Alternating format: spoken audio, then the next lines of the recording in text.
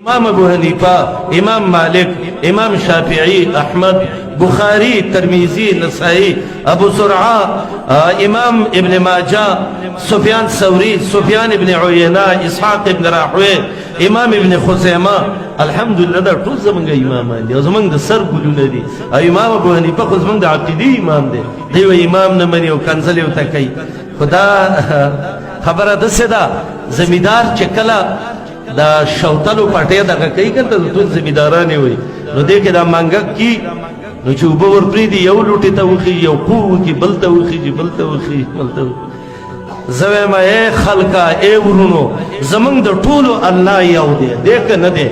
قرآن هم یو دی کعبه هم یو ده یو الله لمونځ کوو راځئ دا د انصاف چشمه په سترګو کوي او دا د ضد او حسد دا لرې کوي. موږ وایو الحمدلله که د اشاعت توحید ورونه دي هم زموږ ورونه دي، که د جماعت اسلامي دي، که تبلیغین دي، که جمعیت علما دي، هر هغه څوک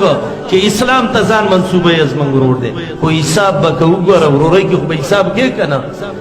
خبره به دې هله منو چې د محمد رسول الله د حدیث صاحب راغلی او دا امام ابو حنیفہ صاحب ویلی دی. شامی اول جز 15 صفحه کې ابو یوسف ته وایي ویحک ابا یعقوب مړ شې د هر څه رانه مه لیکه او بیا ورته وایي اذا صح الحدیث فهو مذهبي صحیح حدیث دا زموږ مذهب دی. نو دا خبره چې وکړي نو څوک بدعتیان وایي خیراتونه نه مني. خیرات منو خو دا ستا قلنګ نه منو. ماشوم له بیا بانګ وکړه غوږ کې وایي به روپۍ به راکې څونه روپۍ به راکې یاره یو 500 خو به راکې 500 چې نکاح به یې تړله نو ویل به چې سنګل نکاح وتړم او که ډبل وتړم نو سنګل 1500 او ډبل په 200 4200 روپۍ باندې دا د دوی قلنګونه وو. ډبل او سنګل پکې لا څه قیسه او چلونه یې ورته جوړ کړي کوژدن کې به یې نکاح وتړله روپۍ به یې ترې واخیستې واده کې به یې وتړلی که دا بیا یې ولې تړې وایي وخت به تېر شوی نو خو بیا د پلار نه نکاح وتړلی په ډېر وخت تېر شوی دی. دا خپل جب دپاره کار کوو. الحمدلله زمونږ ډېر رڼا دین دی او موږ هغه سوچه او صفا خبرې خلکو ته وښودې چې په هغې باندې انسان جنت ته ځي او ورک دې شي